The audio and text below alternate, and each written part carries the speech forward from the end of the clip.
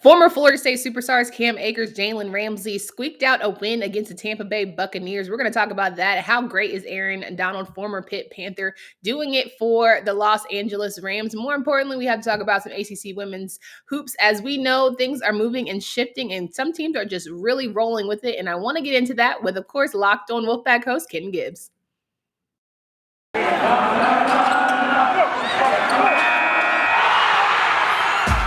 Locked On ACC, your daily podcast on the Atlantic Coast Conference. Part of the Locked On Podcast Network, your team every day.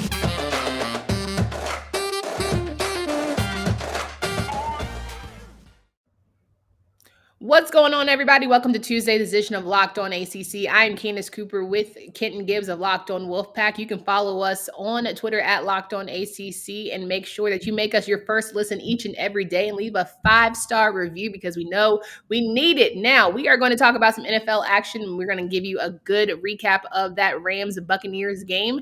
And we also want to talk about some ACC women's hoops. As we know, there's some really good teams here in our conference and we don't want to go without mentioning them. So, Kenton, thanks for joining the show, and I look forward to having this conversation with a football guy like yourself. Tampa Bay Buccaneers, never count them out, never count out touchdown Tom, but it was all Rams towards the end. They were able to skate away with a win. How exciting was that matchup, and did you see Tampa Bay even coming back in that game? You know, I see it this way very simply. That Tampa Bay team was I think it was a little bit too many injuries, a little bit too much turmoil. And at the end of the day, I told people this last year that one Super Bowl, congratulations, that is more than a lot of franchises, including my Lions, have. That's probably it for them as a collective, only because everybody's getting older on that offense. Everybody's getting older. Their offensive line is young. Every other position, Gronk is ancient. I mean, me and you could probably get out there and run a route about as well as Gronk does. So there's that. The receiving situation, Mike Evans ain't getting no younger. Chris Godwin, got hurt toward the end of the season. AB is Antonio Brown, and he's no longer even on the team. And so that defense is young, and that's going to be the centerpiece of this team going forward. But offensively, I mean, that's just what you had to know that was coming at some point in time. You had to know. Yeah, and I think it's really, a credit to that former ACC star-studded defense with Aaron Donald, Jalen Ramsey, and company, and how they were able to really handle Tom Brady. And when I say that man had to get that ball out within under 2 seconds, it's clearly what was happening each and every snap. Aaron Donald truly dominating in his performance. I feel like it was just one of those situations where man doesn't get bad. Like, he's not even your top tackler, and he still is able to just cause and disrupt. And they're triple teaming. They're doing everything they can to stop him, and it's still not enough. I know we always talk about, giving Defensive Player of the Year awards, and he could be it every single time. But just explain to people how much of a force he is in that lineup. I think a lot of people who don't understand football on a deep level, they look at just a box score and say, oh, well, this defensive lineman had half a sack and 5 tackles and 1 tackle for loss, so they had a great game. Or, oh, this defensive lineman was kept off the stat sheet, so they must have had a terrible game. One of the biggest aspects of being an interior defensive lineman, which Aaron Donald is your ability to impact the game via disruption and freeing up others. Mm-hmm.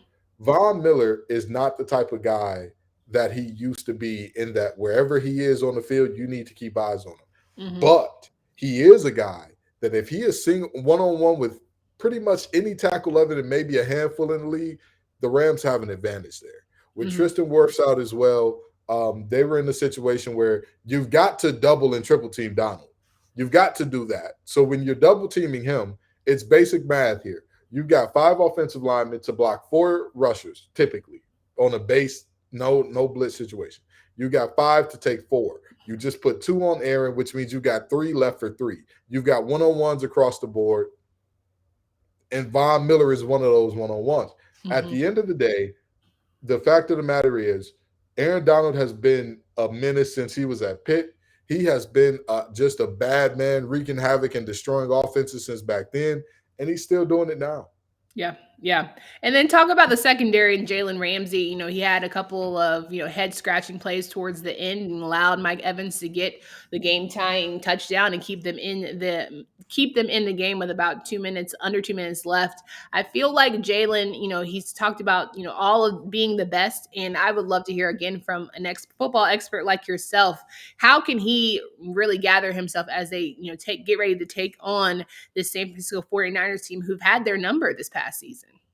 Part of it is sometimes when players get to the NFL and they're elite in the NFL, they're so good that they believe that they can trust their ability more than the technique.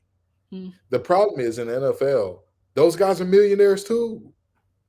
Right. You trust your ability all that much? Great. Mike Evans is 6'5, 235, 230. He's like if Kelvin Benjamin had not found out what Bojangles biscuits were in North Carolina. Oh, Like that's what happened there. So he trusted his ability way more than the technique, and it showed that hey, these guys are millionaires for a reason too.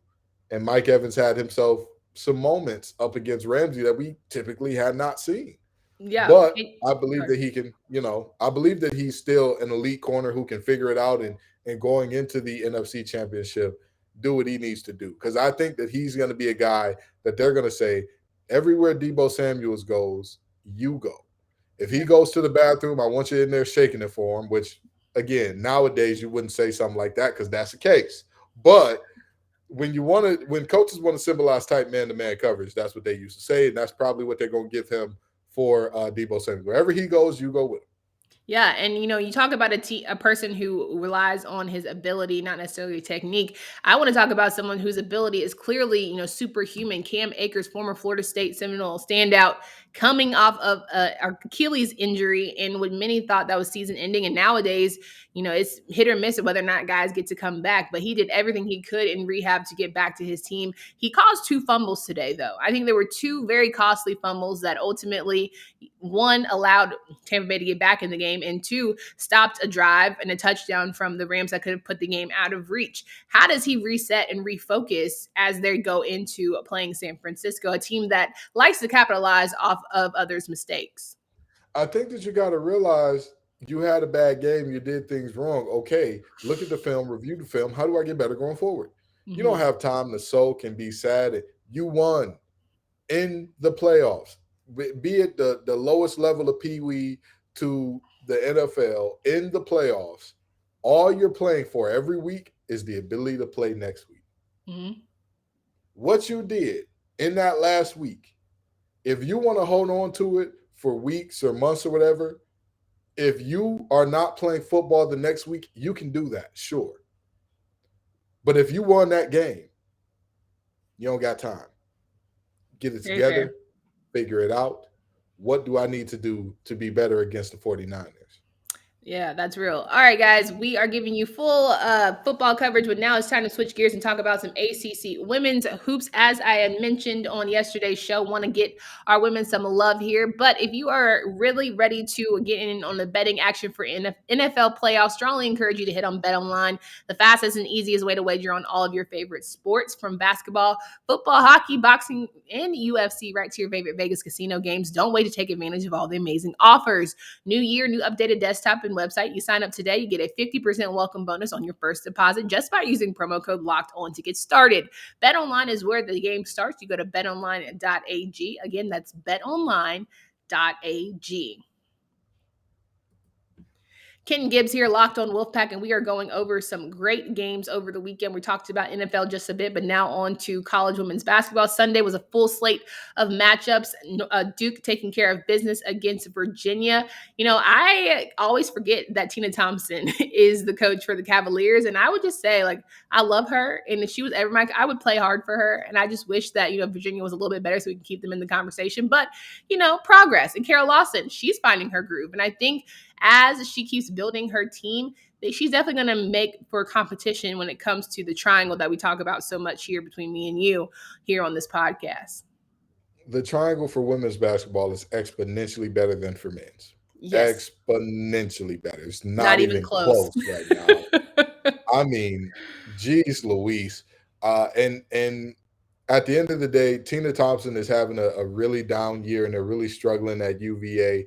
But at the end of the day, I've always talked about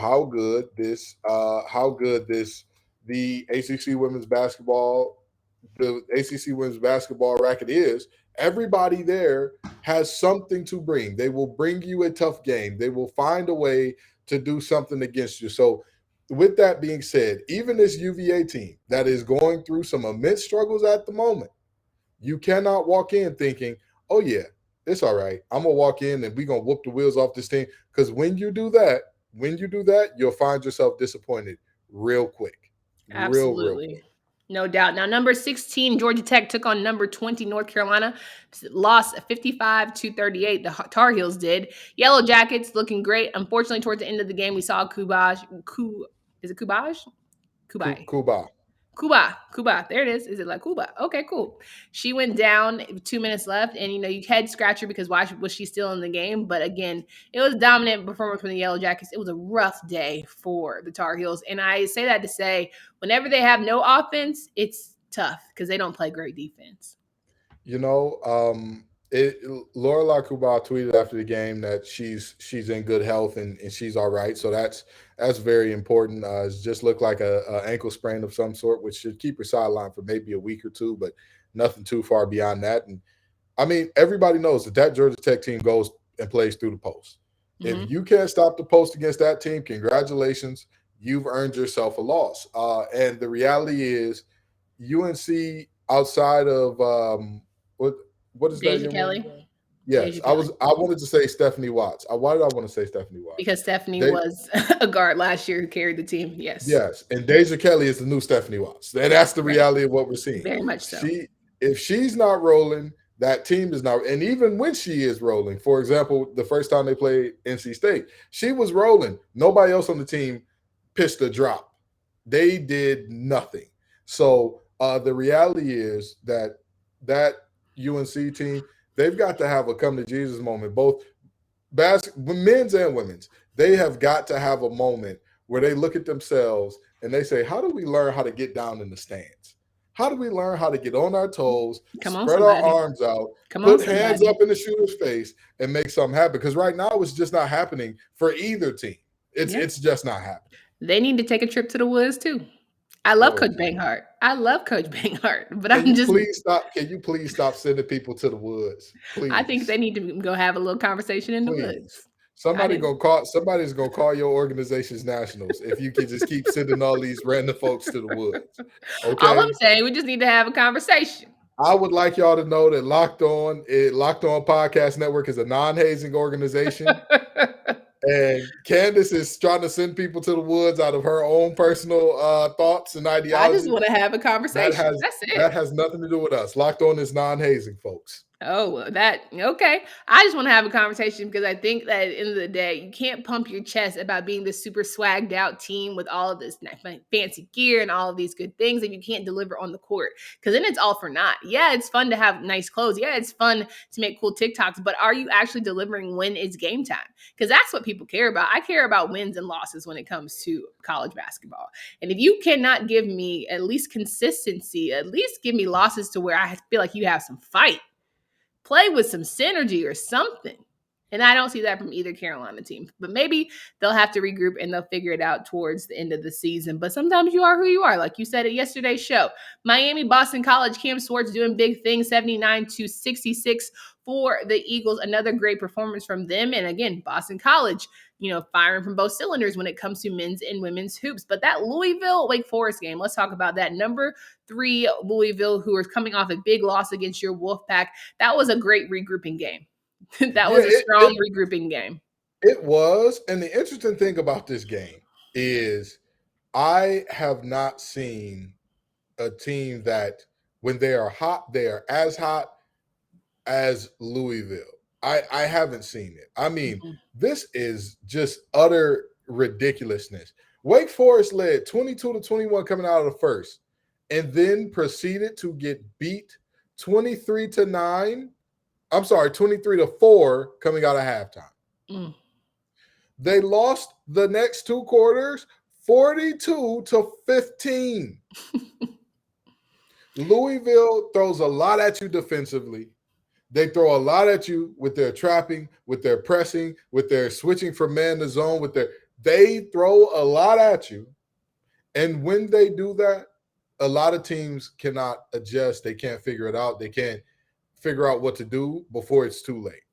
We So saw would it you with them against NC State. I was NC gonna State was this ask. close to Yeah, I was gonna getting ask, it. do you think that the NC State game they got beside themselves and forgot who they were? Because it certainly was all Louisville until it wasn't in that fourth quarter. I think the big thing about this Louisville team is they struggle from the same thing as many teams who are very, again, when they're hot, they're hot. They struggle with the thing of, if another team is out energying them, they will not have a good time. That They don't is know what that to do. is they do not know what to do in any way, shape, form, or fashion. If you look at that first quarter, Wake Forest out energied them. If you look at the fourth quarter, yeah, they were playing reserves. Yeah, the game was already in hand. They got out energied and out efforted in that quarter, but the lead was so tremendous, there was nothing Wake Forest could do with it. Right. So the fact of the matter is, that has to be a team that plays a little more mature, plays a little more, and the game is going to have its ups and downs, its ebbs and flows. Be the same you, regardless of what's going on. Be the same you. Because when you're up and down, you don't have the ability to control what the other team is doing while you're up and down. You don't. True. You can hope that they're missing shots. They may not. Yeah. NC State played an objectively bad game against them for what NC State does. Best three-point shooting team in the ACC, one of the best 20 in the nation. And they were really horrendous when it came to shooting a three against them. And yet and still, when those shots started to fall in the fourth quarter, that Louisville had nothing for them. Yeah, very real. All right, switching gears to another team here. Notre Dame taking on Pittsburgh, winning 77-63, led by Dotson and led by Miles and Mabry. I feel like the Fighting Irish are certainly making their case of why they should be a top 20 team, and they're going to keep rolling here. Not a team to sleep on. I think I saw that when they were playing Carolina, and when they're feeling good about things, they can fire from three. They can also play really good inside. What are your thoughts on these Irish women? I mean, they have a lot going for themselves, and I think one of the biggest things that must be acknowledged with this team is, before I said, hey, they come at you with bigs, they come at you with just a ton of really, really good players who are going to be dominant in the paint. But man, I don't know what's happened. I really and truly don't, but their guard play has gotten good overnight. Like, you just looked up and all of a sudden they had guards who were performing well. We knew that Dotson coming in from Stanford was going to be an injection of energy and of life into this team. Right. We knew that to a certain extent. We knew what some of these other players already were coming in, but we knew what Mabry was going to bring coming in. But it seems that their guard play has just up and out of nowhere elevated to another level, which is essentially what they needed. It's essentially what they needed. We all knew what they were coming in. We all knew that West Bell was going to be the big deal and all that. And for them to still find ways outside of West Bell to have three other players in double digits, for them to find ways outside of West Bell to have other players who are contributing at a high level, that's all you can ask for. That's really all you can ask for. They're a dangerous team. And I could say that about almost every team in the ACC, but I really and truly mean it with them. This team has the potential to go deep into the tournament. Another strong team to mention, Florida State beating Clemson 75-70. But I want to get to the NC State Virginia Tech matchup because I want to talk about not only NC State, but expectations as we're getting towards the end of the season. But first, I want to remind you guys about the GetUpside app, where you can get 25 cents for every gallon of gas every time you fill up by downloading the free GetUpside app in the App Store or Google Play. Use promo code SCORE, SCORE, and get a 25 bonus get a bonus 25 cents per gallon on your first fill up. That's up to 50 cents cash back. Don't pay full price at the pump anymore. Get cash back using GetUpside. The cash back gets added right to your account, and you can cash out anytime to your bank account, PayPal, or e-gift card, or Amazon and other brands by downloading, again, the free GetUpside app using promo code SCORE to get up to 50 cents a gallon cash back on your first tank. That's code SCORE.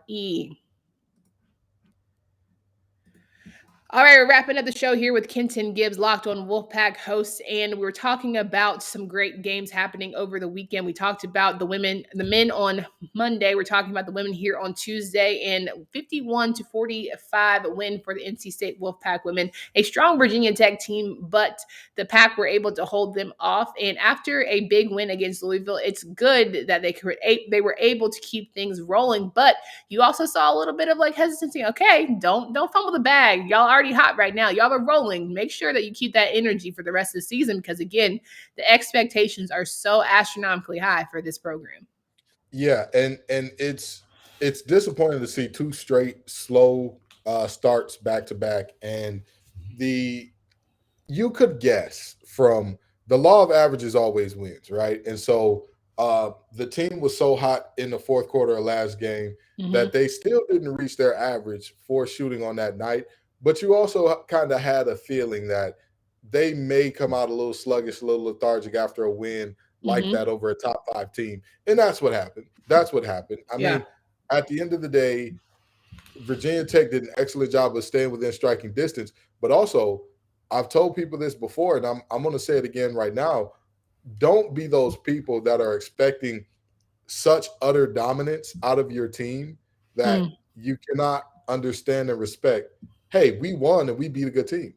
Yeah. This Virginia Tech team coming into this game had what? They were 6-2 in conference play. Like, this is not a bad team by any stretch of the imagination. They're not. So with that being said, you live with hey, everything wasn't perfect. In the first quarter, I want to say nobody but Jakia Brown-Turner scored for us. She scored all 10 of our first quarter points. And, of course, 10 first quarter points was the lowest that we've been held to in a quarter this season. But when you look at the ability to hold Elizabeth Kitley down, right, a player who's a double-double averager didn't get double in points or rebounds. Yeah. When you look at the ability to hold down Aisha Shepard, one of the best three-point shooters in ACC history, when you look at the ability to hold her down and what she does, when you look at the ability to go from winning a game with extremely hot shooting from everybody at the end against Louisville to being able to win a game through defensive struggle, through defensive grit, through your team being connected and communicating effectively defensively, it may not be pretty, but you got to be happy about it. Because at the end of the day, Eric Bieniemy gave a great quote that I love saying, these sports are not about the numbers. It's about the alphabets. And the only alphabets that matter is W or L. Yeah, that's real. And I think that, when you look at just the ACC conference play as a whole, you have to feel like every win is earned from these women, right? Because every single night, anybody is able to take that away from them because of how we have so many top ranked performances. Like we talk about that with the men in terms of, we're all going to just be bottom feeders and feed each other out. But you talk about the women on the side of that, everybody's elite. Nobody you can sleep on. Like, of course, there are some, tiers at the bottom, but everybody's elite and wanting to win desperately. And I think that's what's going to make for a great tournament time. But if you had to say early cases, it's NC State and everybody else. Is Wes Moore your coach of the year so far? Oh, yeah, absolutely. Absolutely. Wes Moore is for sure my coach of the year because, I mean, he's coaching the best team in the conference to another what looks like another conference championship. It's hard to say anything other than, hey, he's the guy. There's no ifs, ands, or buts about that right now. But also, I don't want to say it's NC State and everybody else because Louisville not only looked capable of beating them, but was absolutely beating their heads in for 3.5 quarters, basically, or 3.25 quarters, basically. Louisville was just whooping the wheels off of State last week. And also, we've seen Louisville compete with NC State in this conference for years now. And even the teams that people don't give much consideration to, as much as people talk about how Banghart has done this year, one thing that nobody can take away from her, in her first 3 years as UNC's head coach, I want to say that she hasn't lost to NC State at home yet. Now, that may change. That may change with this upcoming game. Yeah. It may not. It may not. Some of the games that NC State has lost to UNC before, Yeah, those teams weren't as good as this team, absolutely. and they found a way to lose it. So this is a conference where Westmore is my coach of the year, but I'm not going to say it's NC State and everybody else by a mile. There we go. Louisville is still right there. Mm-hmm. And you've got a bunch of other teams. I don't really think that Duke and UNC are in that conversation, but Not yet. Yeah. Louisville is right there. And that's pretty much it. Now, if you said NC State, Louisville, and everybody else, the way that it used to be in football, Clemson, Florida State, and everybody else, I'm going to disagree with you. You ain't going to get no argument out of me there. Those two, then there's a gap. And then you've got, I think you got Duke, UNC, you got Duke, Virginia UNC, Tech. Virginia Tech, and there's another team that I want to Georgia throw in Tech. there. Georgia Tech, yes. Duke, UNC, Virginia Tech, Georgia Tech are all in that area where they can have a night where they could beat one of those top two teams, but they all have massive holes in their game that you can exploit it if you're one of the top two.